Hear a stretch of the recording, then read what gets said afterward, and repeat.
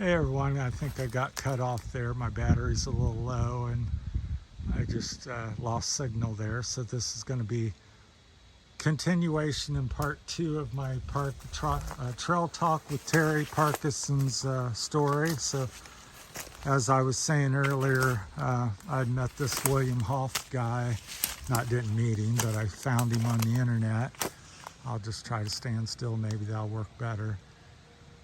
And he's nicknamed like the Iceman, cold exposure, ice baths.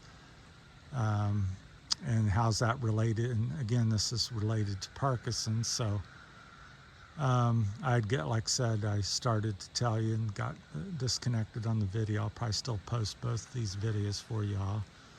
But so I'd gathered Rosie, which is my wife, and my brother and his significant other, and my mom.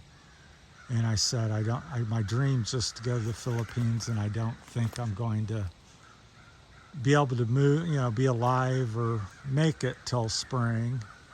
And can you guys, help me get everything together and do that? So that's how bad it went from, feeling like Superman for almost all my life to in a 4 or 5 year period, I went from that to I felt like a vegetable. Couldn't breathe, couldn't sleep, couldn't walk. Not that I couldn't do these things. Obviously, I could do them to some degree because I'm alive, but struggling very badly to do the basic things in life. So I stumbled on this William Hoff guy, the Iceman, and I said it was in the winter. This was last winter. And like I said, I just gathered the family together and said, I need to go to the Philippines. I'm on my way out and don't know if I can even make that. And so I was watching some of his videos and I said, well, that's interesting. I don't know if it, desperate, going to try something. So this was probably in December or January. And he said, I'm going to go out hiking, which my hikes before this was, I would go, well, normally I could hike 5, 10, 20, 25 miles for years. I've been doing that, and it's fairly easy, at least the 10, 15 milers are. And so this past winter, prior to doing this cold exposure, I would walk up the hill here. They're fairly steep, but still, I would walk up and lay down in the woods on the side of the hill because I was out of breath and I couldn't move my legs. I just couldn't get up the hill. I was out of energy, out of breath, my legs wouldn't work. So we're back at the house and she goes, well, put on your gloves and jacket and hat and I'll see you later. And so I took off and I was in a pair of shorts at the time. And she goes, what are you doing? I said, I'm going out like this. I had no hat, no gloves, a pair of shoes and a pair of shorts. And it's like, 25, 30 degrees out. And this is like not in the, 1 o'clock in the afternoon and the sun's shining. This is like 6, 7 o'clock in the morning, the coldest part of the day. It's still dark here in Ohio. So I take off and go do that. And just instantly from the cold, I'm able to move and breathe much better. And my lungs and my legs are working better. And even that day, I was able to, what a hill I would lay down on and have to rest and be fatigued, I could run up, go from, not getting up them hardly to I could almost run over them just instantly from the cold. And so I decided, well, I'm going to continue doing that and I did it for like 45 days. And then, of course, spring came and I'll save the end story for that. But anyhow, so what was left of winter was about 45 days, and I continued doing that. every day. I would go out. The coldest I went out was 5 degrees. I've been out in the snow, the rain. You know, here in Ohio you get a wide variety of temperature, but most of the time it was 30 to maybe 15 degrees out here. And I would take you on this trail that I'm on, and I'm going to pick this back up here in another within the next month, as soon as cold weather comes in and I get a chance to do it, especially November and December. And yeah, I did that for about 45 days, and like I said, even the first day my mobility was much better, and reversing back in time a little bit. And I've never been cold-natured per se person, but for the last 2 or 3 years, even in the summer, and again, this is probably Parkinson's related, I was like freezing my butt off, so you'd never think I would, try going out in the winter when it's 70 and 80, and I would be cold in the summer.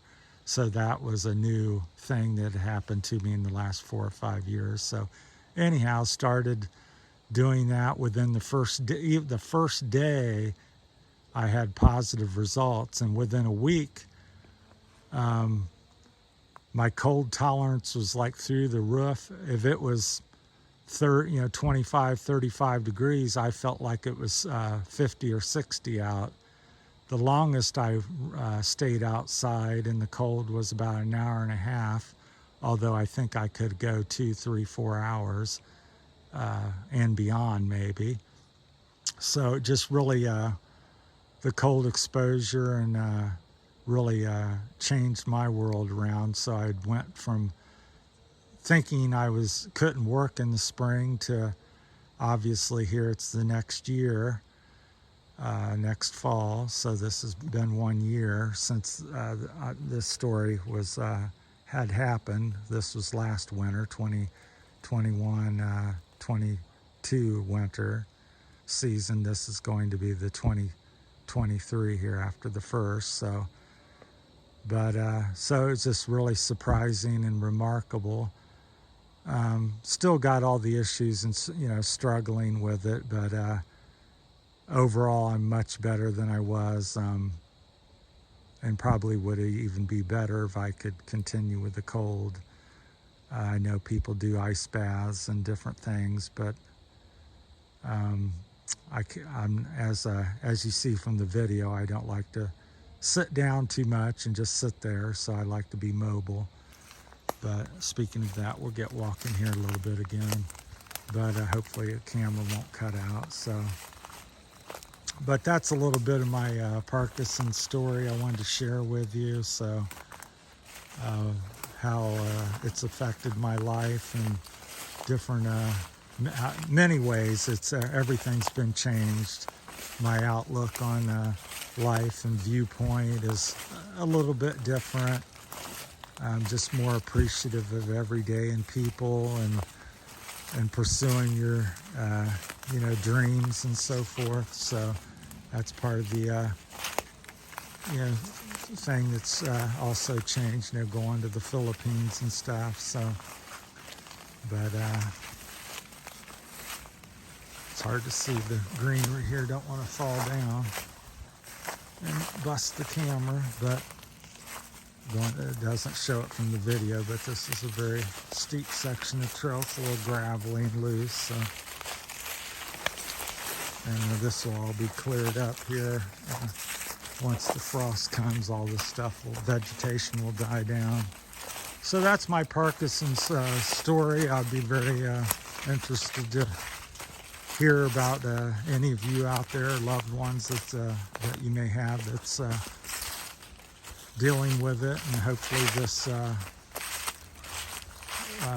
what I've done may help somebody, or hopefully it would help a lot of people. I've also done some coconut oil. I hear that's good for you. I've done that a little bit from time to time. So I get that like at Costco, big jars of it, and I just take a spoonful or 3, up to about 3 a day periodically, and I'm dabbling with some peroxide. So when you get desperate and you see your life slipping away, you try about all kinds of stuff. I'm very kind of a nature person and out there. Chinese medicine, and I have a lot of interest in that type of stuff. What the old pioneers or founders of the country would have done. So, and I'm not totally against the modern stuff. I just willing to dabble and think a little bit outside the box of what. It's real pretty. That's why they call it Spring Valley here. That comes right out of the ground there. Switching tops here real quick. So it turns into a small stream, and it starts right there, in fact, and then goes. There's at least 20, 30 springs here in this little 20-acre woods. So, but that's my story with, I'm sure I've left stuff out, as I often do, and have rambled around here, but that's my story of Parkinson's and kind of how it's affecting me, and why I've started the YouTube channel to try to share things with people and get my life out there. Because when I first started it, I'm like, well, who's Terry and what's he done? How many people, I said, I've really flown under the radar, and so, because I'm a very private person typically, and this is very unusual, but that's part of the way Parkinson's has affected me. It's actually, despite it, in some ways making me, or a lot of ways making me weaker, it's also made me stronger. So I'm very motivated to do this channel and to live life, to continue living life as best as I can. And that's the other thing with going to the Philippines. 10, 15 years ago, I had no plans to do that, wasn't even a thought. And now with the, meeting my wife and her being from the Philippines, and now with the Parkinson's, it's become my dream and passion to someday get there and just to have a different life and to experience something else, because I just feel like life is short, and